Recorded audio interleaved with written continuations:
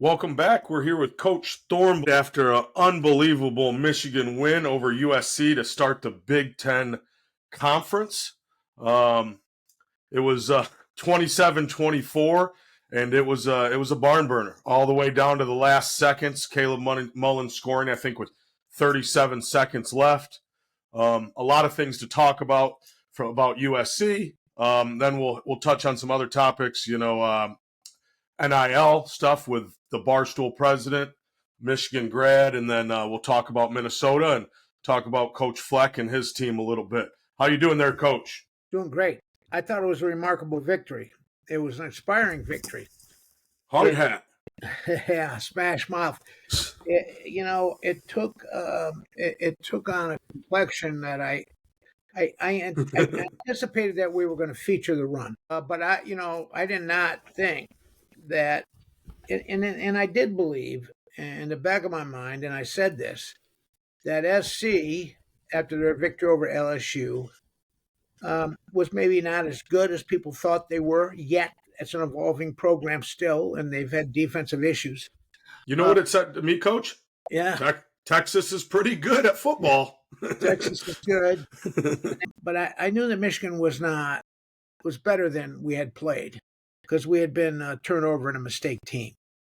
When he put Orji in, I questioned whether or not he should have kept that silent until prior to the game to force SC to prepare for him, prepare for both quarterbacks, primarily a running quarterback in Orji, but more of a passing quarterback, traditional quarterback in Davis.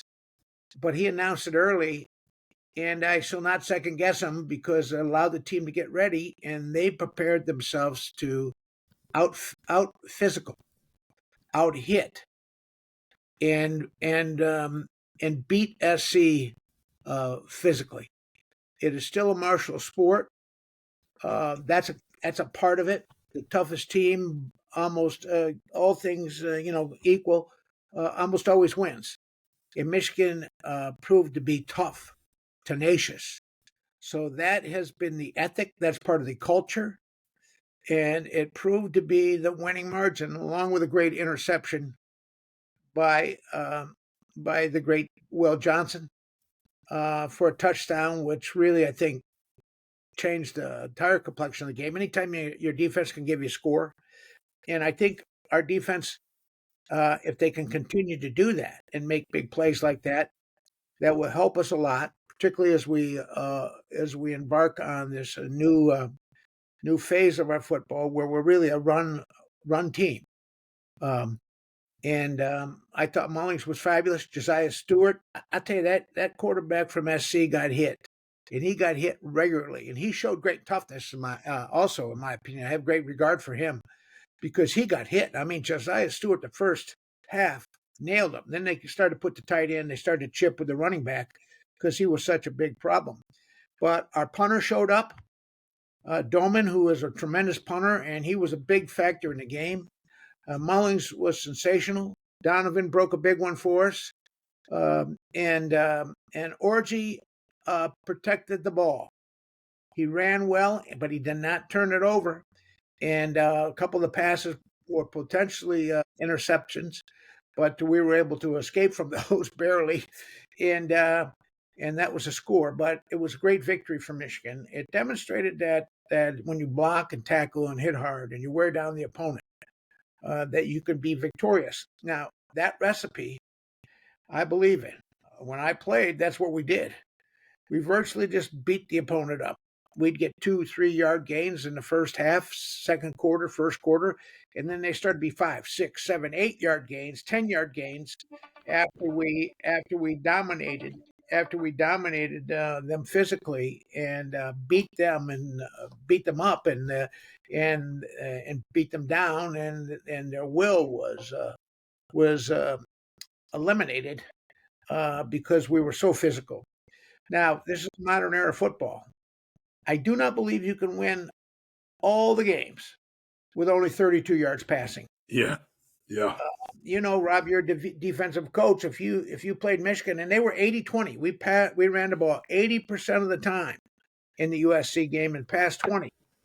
you're going to put 8 guys in the box. You're going to put the safety at about 8 yards and tell them just to run to the ball and make tackles and play man on the receivers and dare the other team to throw. If you're going to beat us, you're going to have to complete some passes, man-to-man passes.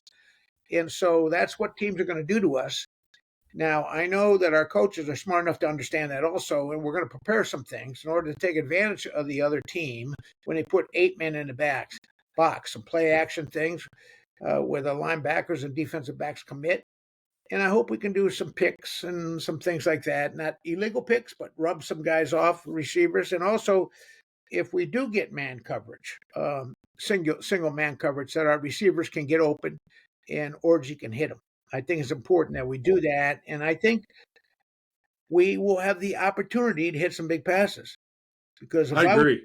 Michigan, I'm going to stop the run and try to give them a bad play on the first down and force them into run passing situations. But we do not disdain from our coach. Coach Moore's going to, if it's 2nd and 8, he's going to run the ball. He doesn't care. 3rd and 6, he's going to run the ball. So he's a man of great patience, and he believes in the run game, and he believes that the kids can execute it, and they've proven they can. By the same token, I want to see a more balanced offense. We're going to be run-oriented, and we're going to play physical football. And our defense showed up in a big way. And those great players up front, Graham and Grant. They really pressured the quarterback, and they played a wonderful game. So it was a great victory. People are feeling better about Michigan, but we got to get better. Josiah Stewart was ranked highest graded defensive player in the country. He had 92.9 PFF, Power 4 grading. I think he had 4 hurries, 4 tackles, 3 for loss. I mean, he was all over the place. I think our defensive backs showed up. I think Will Johnson, we disguised coverage a lot more. We've been blitzing a lot. We got better at showing blitz and getting out of it. We did play some zone. We did play some zone. And we played off when he picked that ball. He played off and he sat. He read the play pretty good. We've had when we've blitzed, we've had some missed assignments that have particularly against Texas that cost us dearly. And people had big plays against us and touchdowns. So we can blitz, but we got to get home when we blitz. Zeke Berry played really good, number 10. Yep. I mean, I think that the defensive backfield is number 20. I thought all the kids were good. I thought our defense played tenaciously, would resolve, and they were physical. I'm telling you, those guys, when they get a chance at you, they're going to hit you. Yeah. I mean, our guys are physical. That was the hallmark of last year's team. We had great skill players. But the thing that differentiated that team from others was their mental toughness and their physical toughness and their intensity. And Michigan demonstrated those qualities, and that's why they beat SC last weekend. Now they have to continue to do that. We're not good enough that we can not be highly motivated or play with intensity or play all out. We're not a good enough team to do that, but we're a team that can accomplish great things. And this is the start of the Big Ten Conference now. Second game. We are on top right now.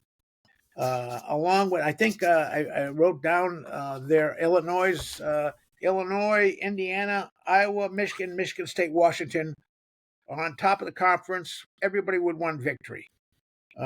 There are several teams that have not played, and they also have not played anybody prior to this weekend, and that's Ohio State and Penn State. But we'll see. We'll start to see how this thing evolves. I think Ohio State has a great team. They put together a tremendous team. Yes. And they're going to be a challenge down the way, and they'll play Michigan State on Saturday night, and that's a game that I look forward to watching if, in fact, Michigan is victorious at noon on Saturday. But so there's 6 undefeated teams in the Big Ten and 6 with 1 loss. But Michigan is undefeated in the league right now. In our primary goal, and our stated goal, number 1 is to win the Big Ten Western Conference. And after that, if we do that, we'll win the right to be in the college football playoffs. But first things first, Minnesota comes in. They're going to play for the Brown Jug. They have some talented players. They have a quarterback that came over from New Hampshire, and he was an All-American there, All-American quarterback at New Hampshire. They have a running back that's from Walled Lake Western that has 10 receptions and over 200 yards rushing. That's a talented running back and was highly sought after. So we're going to have to be good. And P.J. Fleck is an innovative coach. He's been known to be an innovative coach. Now, it appears that we're a better team than Minnesota. But the proof will be if we go out and execute like we did last week. If we run with the determination that Mullings and Hall and Donovan Edwards ran last week in Orgy, and we block with that kind of determination, with that and sustain, I think we'll be okay. Iowa, who pretty much dominated them, only completed, they passed for 84 yards. So this is a team that has not been good running the ball or against the run. So that bodes well for us. By the same token, we cannot have turnovers, we cannot have missed assignments, and we cannot have mistakes. We still are not executing perfectly. I agree. I agree, Coach. But total offense, 379 yards to a really good USC defense. I've seen a lot of teams, even some Saban teams, when he had a younger quarterback, they would throw it 20 times a game. He might complete 14 or 15, very limited stuff, but then he wouldn't turn the ball over, and they ran very well down teams. When you have 379, when you have 400 yards of total offense, it doesn't really matter where it comes from. But it is nice when it's from the running game and it burns you down, and throughout the game it weighs on you. And one of the stars of this game, that game last week, was Doman, our punter. He came out of the box. He's been a great punter his whole career at Michigan, and he's not punted well until last weekend. And when we had to turn the ball over and punt the ball, he punted it deep. Yeah. That was a big factor. And SC had a long way to go. And a lot of times they had the ball back inside the 20-yard line, sometimes inside the 10. And against that ferocious defense of ours, that at times was able to rush and pressure him with 4. And then at other times when they blitzed, it was very difficult for SC to get any momentum or rhythm. And they were always sort of backed up. And Doman was one of the stars of that game last week. That should not be minimized. So if we rush, like you said, and we're successful at it, and we maintain some sort of field position with great punting, and then always make Minnesota go the long way, that'll be to our great advantage in this game. Yeah. One thing I want to say about Orgy is, just being on a football team, switching up a leadership position like that, a quarterback. I mean, it makes such a difference. And then on top of that, sometimes, you know this, Coach, the leader of the team might not be the starter or this. And you could tell, nothing against Davis Warren, but Orgy, the kids want to go into battle with him. Leadership is huge. When your leader is on the field with you, that belief, that motivation, it changes things. So, teams coalesce. Yeah. And, we always talk about motivation and performance and the relationship between it. And so, teams that are tight, that care about each other, the teams that have what we call the it factor, I mean, they just stick together no matter what, and they play their asses off, and they play to win, and they play tough. They can beat teams that are sometimes laden with greater talent, that do not play together, that do not execute together, that give up. I was surprised. I thought when we were behind with a couple minutes left, when we got the ball back and we had that magnificent drive, and Mullins made that great run to put us down in scoring position. Talk about feet turning, Coach. His feet. That he might switch quarterbacks. Yeah. But his credit, to Coach Sharon's credit, and Campbell, they stuck with Orgy. They stuck with a game plan. He is a young man, Coach Moore, but he has great patience and a belief, and he doesn't overreact. And I admire that. I don't. He has the patience of Job. I mean, and that's a great strength. and he's a young man. And boy, he grew up a lot last weekend, and he proved a lot to a lot of people. This guy's a special guy, I think, and I'm grateful he's our head coach. I really am. Yeah. All that being said, he's great. All that being said, Orgy was supportive of Davis Warren the whole time. There's a lot of season left back. Tuttle might come back. Orgy might come in and out. Sure. Warren might get some more chances. We as a Michigan faithful nation, we got to be supportive. Just like if we can follow Alex Orgy's lead, how he presented himself through his battle, I think that we can, we'll stick together and we'll rise to the top. It's going to be tough to win all the games. Davis Warren is going to have to come in and win a game for us before it's over. Yeah. Mark my words. And so he has to stay in the game. We have to stay. And when he gets in, we got to be behind Davis. And he's got to take care of the ball now. I think he's probably learning that lesson the hard way. And we cannot turn it over. We just can't. We're a team. We're still -4 on the season. We've given up 4 more turnovers than we've taken away from our opponents, even though we have two great plays, 2 interceptions for touchdowns. So we have to take care of the ball. We cannot make mistakes. We don't have the luxury of making big mistakes and being able to come from behind. I said last week, if SC got ahead of us by 3 or 4 touchdowns early, we're not built to come back like that and overcome large leads. But if we could kick and run the ball and maintain possession and win time of possession and not turn it over, that's a recipe for success. And we're on a march to our goal is to win this Big Ten title. And Minnesota stands in our way right now. Now there's a lot of great games in the country, of course. Georgia and Alabama play. I'm taking Bama. Who you got? I'm going with Nick Sheridan in Alabama. But I'm more concerned about what's going around the league. Michigan, Ohio State is going to be an interesting game to watch. There's some other, Illinois on top. Hey, another one, Coach? That's going to be an interesting game. Illinois, Penn State. Illinois, I think, is for real. They have a great quarterback. Bielema is a hell of a coach. What do you see what he did at Wisconsin? And it was hard. He didn't get the time he probably needed to do what he wanted in Arkansas, but he did well at Arkansas. He just stumbled at the end. And Arkansas, is in that league, that's a tough place to win. He look. All I know is that he had a good team 2 years ago. Last year, he lost a lot of players. He lost that back and a great first-round draft pick who was kind of a dominant defensive back. And he's a good coach. As I look around this league, I see a lot of good coaches. In Michigan State, I see a good coach at Indiana. It's going to be interesting to see how Indiana does this week. Because a lot of these teams have not played. Ohio State, they haven't played anybody. Now, Michigan went through that a year ago, and it didn't prove to be injurious. I still contend it's important to have challenges along the way in order to bring your team together. You don't want to have easy walkovers every game with non-competitive games.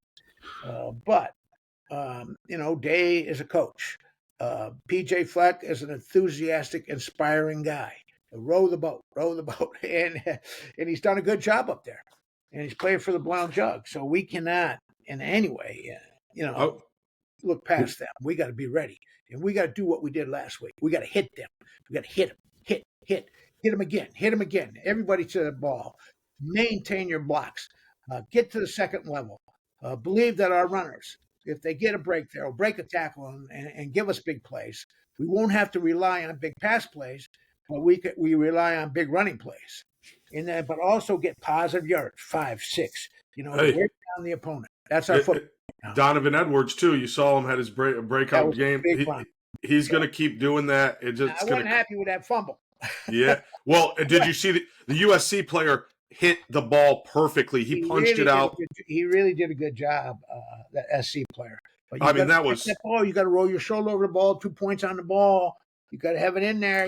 If your arm is like this, parallel, they'll punch it out. But if your arm is under it, tucked into your rib cage, you won't fumble. Yeah. So he's got to have leverage on the ball. And we can't afford that. And we were lucky to overcome that. And that was remarkable what they did that last drive. I mean, I haven't seen, remind me of Henny when he came in injured and Michigan went down State. the field to beat Michigan State, Yeah, throwing the ball. threw the That, ball down the field with one shoulder. yeah, that was, and Mullings kind of did the thing. Mullings took the team on his back almost. Oh, It seemed to me. I mean, a magnificent, and he's not getting tackled by one guy. That guy's a bull. That guy's tough. But he also proved that if he breaks a tackle, he's got the speed to go a long way. Long yeah. way. Well, he's a ball player. I mean, he's a football player. It kind of just reminds me like the way we won and the way we've been winning is it's crazy that we ever tried to go away from this type of football for so long, and that it was Well, it was this Jimmy brought and Sharon brought this back. yeah. Remember that our football for the last ever since the bad COVID year, it's been 55% run and 45% pass. Yeah. We've never been a pass happy team. And one of the things that you see, and I think you've seen it at Ohio State and SC, you get these really creative coaches that have these wonderful offensive minds that want to do these passing things. But the teams, because you practice against each other, become more finesse teams. Now, they're talented players and talented coaches. But Michigan is this. Smash mouth. And I'm telling you, the other teams aren't accustomed because the football now is spread the field, to throw the ball out all over. But Michigan is run inside tackles and wear you out. And that's a recipe for success because I'm going to repeat again. It is a martial sport. It still has a lot to do with how physical and tough you are, mentally and physically, and the intensity that you have as a team. And that can be the difference. And that's our team right now. Yep. After a victory like this, the kids, these are young kids, and it's human nature to let down. Coach Schembechler was always tougher after a big victory. Yeah. He was tough. He kicked the hell out of us because he wasn't going to let us let down. Yeah. He was not going to let us let down. You want to build on that victory. Not coaches. Yeah. Great coaches play 50-50 against teams that are great teams, but they beat every single team that they're better than. Yeah. Because they insist. They will not let you lose. Coach Schembechler would not let us lose to an inferior team. It was not permissible. It wasn't acceptable. It wasn't going to happen. And you weren't going to let it happen because you did not want to incur his wrath. That's going to be our attitude. Well, that being said, Coach, there's been a lot of great Brown Jug games. I mean, this is a rivalry game. It's one of the oldest rivalries in sports, an unbelievable trophy. Can you tell us a little bit about the Brown Jug's history? And then can you tell us maybe the best Minnesota Brown Jug game you've ever been a part of? What are you, or you've ever seen? Yost went up there with his team and they beat Minnesota. Minnesota had great teams in the 30s and, early 20s. It was one of the great programs and then maintained that. And a Coach Warmath in the 60s. And then Glenn Mason kind of brought him back. Tony Junji, they had some really fine players up there, but Glenn Mason brought them back. Glenn Mason was a lineman at Ohio State. But anyway, originally Yost went up there and I think there's a guy named Hatch who was our equipment manager, and they left our jug up there. And after we beat them, it happened to be Baited Brown. Now, of course, it's the name of a restaurant also in Ann Arbor. But they said, you want your jug back? Come and get it. Yeah. And that's the beginning of the Brown Jug. And although we took a year off, and we will have years we take it off, it still is it's one of the great things. College football is what differentiates it from pro football, although there are rivalries, is the schools and the great traditions that exist. The Paul Bunyan Trophy, Michigan State. They played for that pig trophy last week, the Floyd or whatever they call it. Iowa and Minnesota, and that's always been important in that game. So that makes it fun. So we'll play for the Brown Jug, and it really doesn't mean too much until you lose it. And then they put your sideline, then they take it and they put it up over their head and they run around in front of you, and then it means a lot to you. Yeah. So we haven't experienced that in some time. But I remember when Glenn Mason brought a good team in there and they had a great back and they beat us. And when Coach Carr was in Ann Arbor about this time of the year, if I remember. It's a beautiful day, and they carried that jug off, and that got our attention. Yeah, and then the next year, I think John Navarre came and had a hell of a crazy game and won in the last second, throwing it to Braylon and running it down there. And The that one was game I remember personally is we went up to Minnesota, yeah. and I probably played my worst game as a collegiate. I did not play real well, but I came back there. We landed. Those games weren't on TV, and I'd played quite a bit. And my roommate said to me, he said, "Man, you played great." He said, "You were breaking tackles and running guys over." I said, "What are you talking about?" He said, "I listened to Bob Ufer." Ufer, of course, Ufer was I don't know. Ufe's been gone for a while, but he was the ultimate homer. And his description of my play was not necessarily accurate. He loved Michigan so much and the players at Michigan that he had described my play as extraordinary, and it was not. And I didn't sleep the night waiting for the next day, the film session, and I usually played pretty good and knew that I would hear about it, and I did. And I did. And I did. That's the Brown Jug I remember from a personal basis, but it's a great memory, and it's a lot of fun. Well, you'll see the the transfer portal on live Saturday. We got an FCS quarterback coming up. You're hearing this stuff in the news about the kid that was he's at UNLV and he's going to sit out because they're not giving him the money. He said he's going to he transferred up from Holy Cross. Yeah, exactly. They promised $100,000, and then they didn't come up with the money, so he's done. He's leaving. And now apparently some guy in Vegas, there's always guys around that came up with $100,000, and the school said, "Forget it. We're separating ways with that guy." The running back, they also lost their top running back, and the same thing. Now, I just feel this thing's out of control. I think assistant coaches are making promises that they can't keep. Apparently, he blames an assistant coach. You see the USC kid too? The USC kid is leaving. He left Texas A&M, didn't play much against us. Bear, supposed to be a big disruptive force. Now he's going to sit out.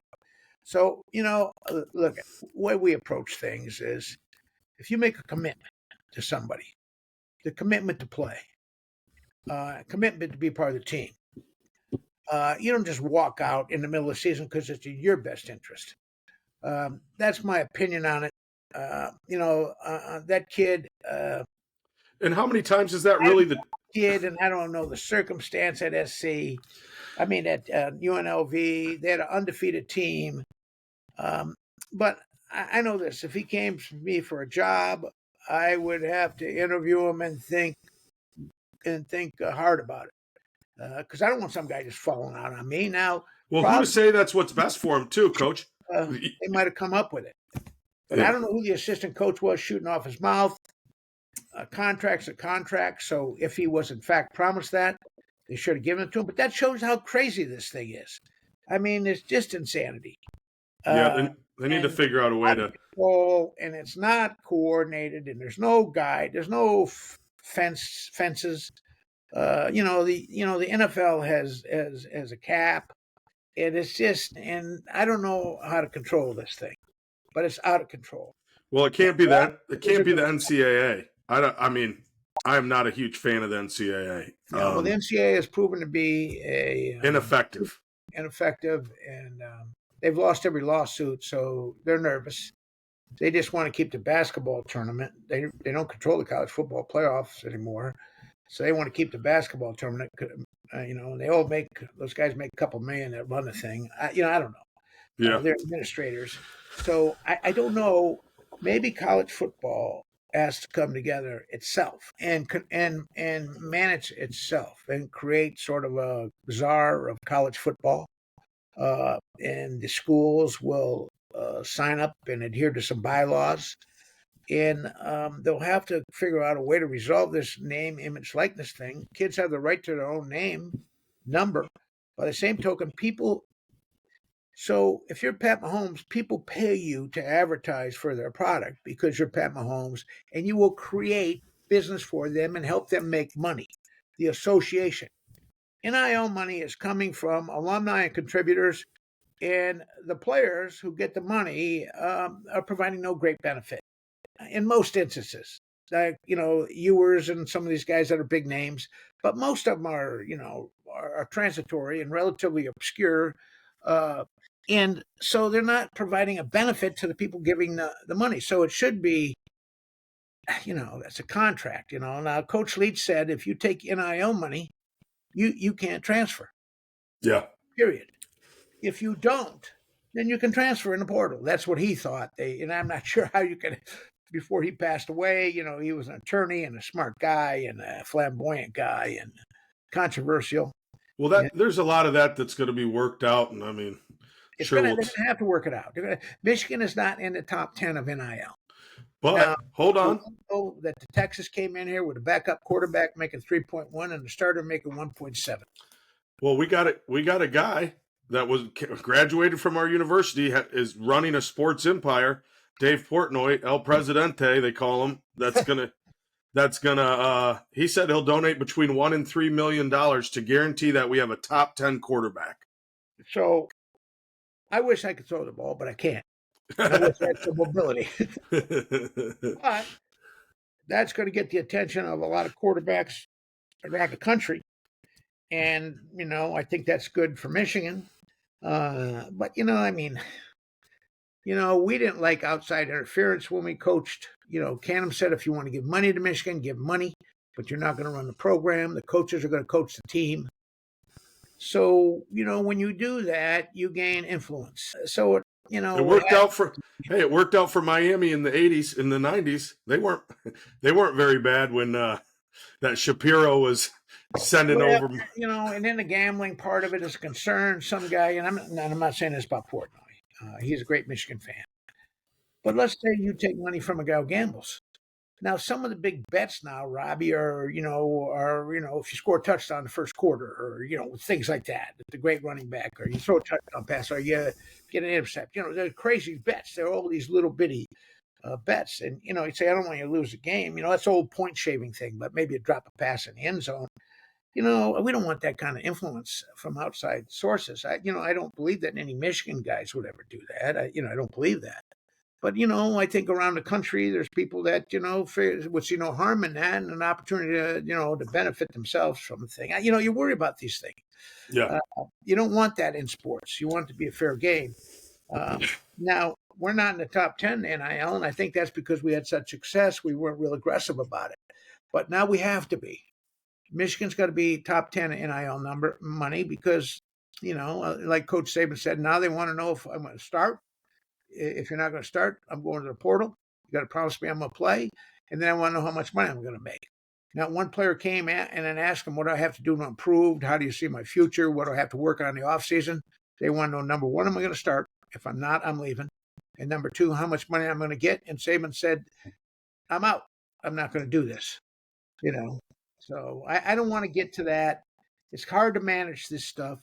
Hard to manage all that's team. Anytime you have a team, Coach Schembechler said we're going to subordinate ourselves for a bigger cause. There's nobody bigger than the team.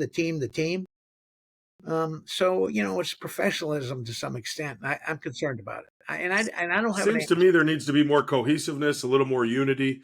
There has to be some give and take if you're going to take these people's money. You can't just say, "Hey, I'll take your money and leave you out of it." But you also can't expect to have influence on how the team runs or operates. So it's a sticky situation. I hope that they can figure. Get your money, and he wants you to come to a party or wants to go introduce you to people. Go. Yeah. You got to go. You got to go. Some guy's giving you $1 million. You're going to, he wants to see you. You're going to come down to my tailgate. I want you to meet everybody. Come over to my house, a party. I want to see you on Thursday night. You go. You go. You have a contract with that guy, personal service contract. So the kids give up some autonomy. The great players are getting, the quarterbacks and they're getting the money. They're getting a lot of money. Some of the other kids don't get as much, and certainly at schools that aren't high profile, that's not a factor. But we have I have my son-in-law who I'm very proud of is the head soccer coach at the University of Rhode Island. He just won his 100th game there in a very short period of time. He said great success there. If he has good play at Rhode Island, he's gone. because he's going to go to one of the bigger schools, and they're going to give him money. There's schools that provide NIL money for soccer. So, I mean, I don't know. Maybe that's the way the world is. But I think when you go to a school like this kid did, you have an obligation. And, I don't know how well he knew his teammates, but, you kind of walk out on your teammate. And I don't know how it got out of control. Certainly the head coach should have been aware of this, along with the athletic director, and made it work. But whatever, it's craziness. It's just, so Portnoy is going to give us money, and thank you very much. And we need it, and we need it to compete, because that's what's going on now. So we got to be the best, and if we're going to be the best, we got to be up there. Ohio State has a significantly more amount of money, and that's why all these players came back. They did not go to pro football. Yeah. Well, it's going to be good for the running backs. I think there's going to be some definite advantages to kids that might get injured their senior year, and they've already made some money. Their draft stock might drop. There's a couple instances. Brock I think Purdy might come back for $3 million. He doesn't get paid that, right? He was the last guy picked in the draft, and I think he was making. I don't know if I think he signed a contract by now. If they haven't, they should. But he was making $800,000 playing in the Super Bowl. Yeah. So he would have been happy to take Portnoy's $3 million and start at Michigan, and that would have been good. But I don't know. Well, maybe could have beat JJ out. I don't know. But anyway, it's a different world. I don't like to see. I believe in loyalty to the program. I believe what Coach Schembecker taught: the team. And I don't think you put yourself above the program. But I do think that these coaches, when they recruit, can't shoot their mouth off. If they promise somebody something, then you fulfill your promise. Well, I think in a time like now where everybody's throwing numbers around and money around, I think kids will gravitate towards the culture, towards the team aspect. I think that young men want that. They want discipline. They want a team atmosphere. They want opportunity. Now, it won't be every young man, but it will be the ones that we want at the University of Michigan. So I still do stand by that, and I think that will be how it shakes out. Maybe not every year, but Coach Hayes wrote a book a long time ago. And one was Run the Daylight. The other one was You Win with Character. Yeah. And I believe he did that. So, and that's the case in life. When you have an organization, a business, an institution, a school, want character people around you. Well, Coach. People that are loyal and they're going to hang in there. Yeah, absolutely. I think our team, get back to the University of Michigan, demonstrated great character last weekend. And it's what you do on the field. You show up. Nobody was hanging their head. Nobody was yelling about, we can't pass the ball, get me the ball. I mean, the fans were, but the players weren't. And it looked good from a camaraderie standpoint. The last thing I'll say, Rob, and I'll let you have the last word. Yeah. Is,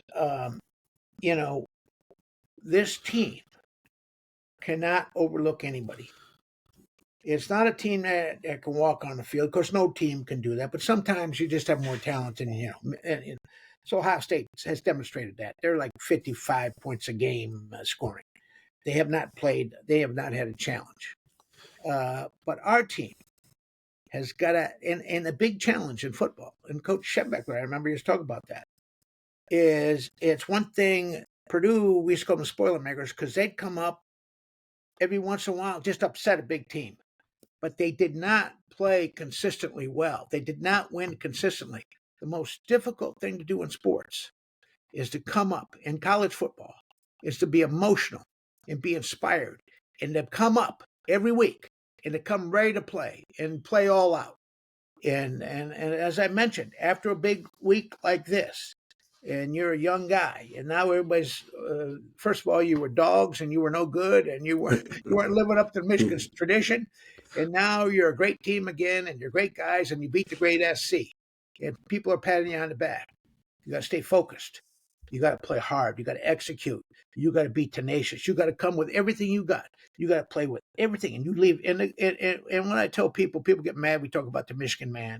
To me, a Michigan man is what Chrysler said: when you come out of the tunnel or you come out of the locker room, you win, you lose, you're a gentleman. When you come out of the locker room, when you win, you're a gentleman. The common numbers, you're a gentleman. But the other thing is, the Michigan men, Michigan players, Michigan football, when you play, you give it everything you have. You give a great effort, and you never leave it out on the field. We might not win every game, but you will know you have been in a game. And this team, I think, epitomizes that. But they got to come up for this game. They got to be ready. They got to take care of the ball. No missed assignments, no fumbles, no penalties. It's the old thing. And tackle. Well, yeah, and run those feet like Mullins did at the end of last game, right through every tackle that he had to. Complete a couple passes too along the way. We hope. Yeah. We hope that's okay. Hey, if we do what we did last week and throw for 32 yards, I'm not gonna. Now we have to get over 300 yards total offense. Yes. And if we get 250 yards on the ground rushing, then typically that's a winning. Those analytics, you win the games. Because you control time, possession, and all that stuff. So we'll see. But I'd like to see 250 on the ground and 100 yards passing. That's what I'd like to see. That's what I'm looking for too. I think Orgy's going to go for over 100. I think we're going to beat Minnesota by 2 scores. 7, maybe a 7 and a field goal. And I think it's going to be a great game. Their field goal kicker has not been good. He's only kicked 55% of the time. Yeah. He's successful. So that defense win special teams. Yeah. Win kicking game. Yeah. All right. Let's go get the Brown Jug. We're a little late this week because Rob was away in business, and then. But we won't do this again from now on. We're going to do it midweek and then get it out to you. And we appreciate people listening. Appreciate it. I appreciate your time, Coach. Go Blue. Let's get a W. All right. Let's go. Big Ten Conference. Let's go 2-0. 2-0 in the conference. Let's go, baby. Let's go towards that title. All right. Love you. Talk to you. All right. Don't get off. It's got to upload.